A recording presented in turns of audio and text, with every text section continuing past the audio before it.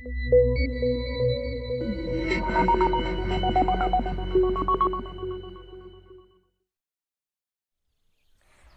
nombre es Inés Ortiz Yam, soy egresada de la Facultad de Ciencias Antropológicas y del Colegio de México, donde estudié el doctorado en Historia. El enequén es un agave, es una planta local que es muy conocida por los mayas yucatecos desde el periodo prehispánico, para fabricar costales y sogas para amarrar la leña, sacar agua de los pozos, como herramienta de construcción e incluso para la vestidura. Por ejemplo, podría ser utilizado como sujetador de las sandalias. A lo largo del periodo colonial hasta la primera mitad del siglo XIX, la obtención de la fibra era realizada por los mayas con las antiguas técnicas manuales conocidas como toncós y pacché. A mediados del siglo XIX, la Guerra de Crimea interrumpió la comercialización del cáñamo ruso.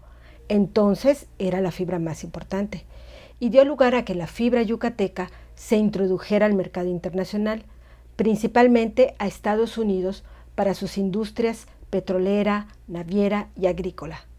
Pero la invención de la máquina anudadora en 1878 aumentó exponencialmente su exportación, lo que transformó drásticamente el modo agrario de vida de los mayas, pues dejaron de ser exclusivamente milperos para ser enequeneros.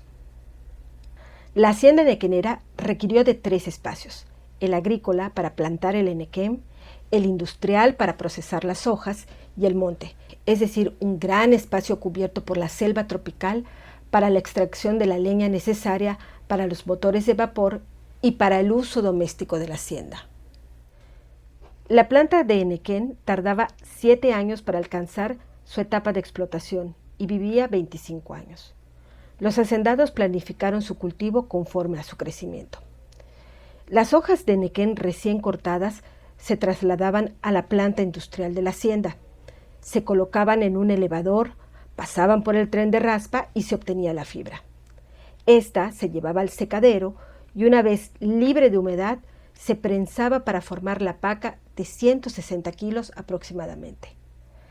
A partir de este momento, la fibra comenzaba su largo recorrido por ferrocarril hasta el puerto de Progreso y por barco hasta su destino final, principalmente Estados Unidos y Canadá. La hacienda enequenera requirió mucha mano de obra que provino de los pueblos aledaños. Para 1895 se calcula la existencia de 40,000 peones en las haciendas.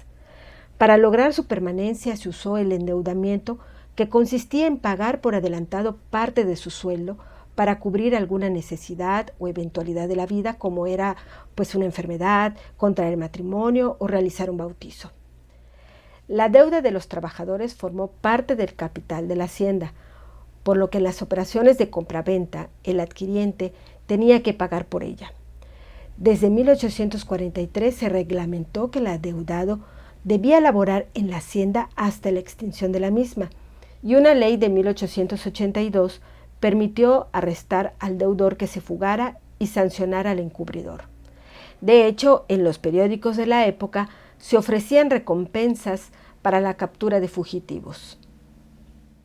El trabajo en las haciendas no estaba regulado por ninguna ley. Cada hacienda tenía sus propias formas de contratación, estipulaba el monto y los días de pago y establecía sus propias condiciones laborales. Sin embargo, se sabe que el pago era a destajo, es decir, por trabajo realizado, no por tiempo. Algunas haciendas pagaban con su propia moneda, válida en la tienda de la misma propiedad, donde se les otorgaba crédito, perpetuando así la deuda. A los peones se les proporcionaba una casa para su familia, se les eximía del servicio de la Guardia Nacional para no interrumpir sus trabajos en la finca y se les concedía permisos para cultivar sus milpas. Algunas tenían escuelas y contaban con los servicios de un médico.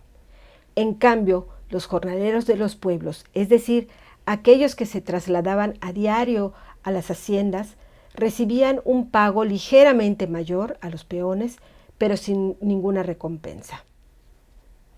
Existieron otros aspectos de la vida dentro de la hacienda que garantizaron la permanencia de los trabajadores, como la existencia de un santo patrono, a quien le edificaron una iglesia y se le celebraba una fiesta con banquetes, juegos, corridas de toros y bailes tradicionales. Todos estos aspectos muestran cómo la hacienda reprodujo la vida religiosa y social de los pueblos, lo que debió compensar sin duda alguna los bajos salarios y las largas jornadas de trabajo. A fines del siglo XIX se incorporaron trabajadores del centro de México y extranjeros, especialmente de China y Corea, quienes llegaron contratados por intermediarios que les ofrecían empleos remunerados. Y trabajadores deportados como los mayas rebeldes de Quintana Roo y los yaquis sonorenses que a modo de castigo trabajaron en el cultivo y raspa del henequén. Si bien las mujeres no trabajaban el henequén, su contribución fue el cuidado de su familia, cuya descendencia se convertía en trabajadores de la hacienda. La presencia de las casi 1000 haciendas henequeneras transformó el paisaje rural del noroeste yucateco, y en especial el modo de vida de los mayas.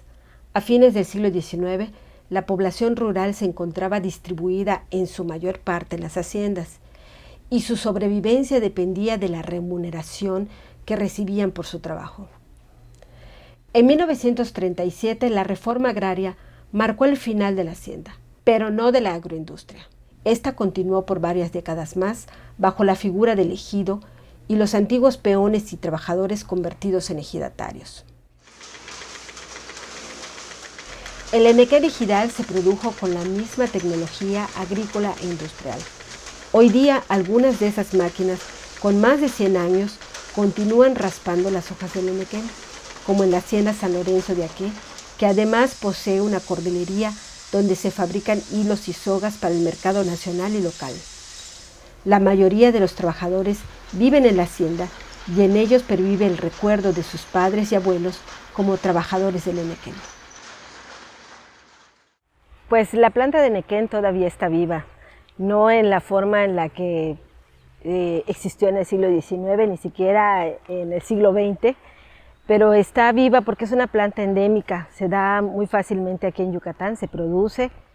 Sus hilos son visibles en los tejidos y urdidos y nudos convertidos en bolsos, enseres domésticos, alfombras, joyería, obras de arte e innumerables objetos facturados por las manos creativas de mujeres y hombres de Yucatán.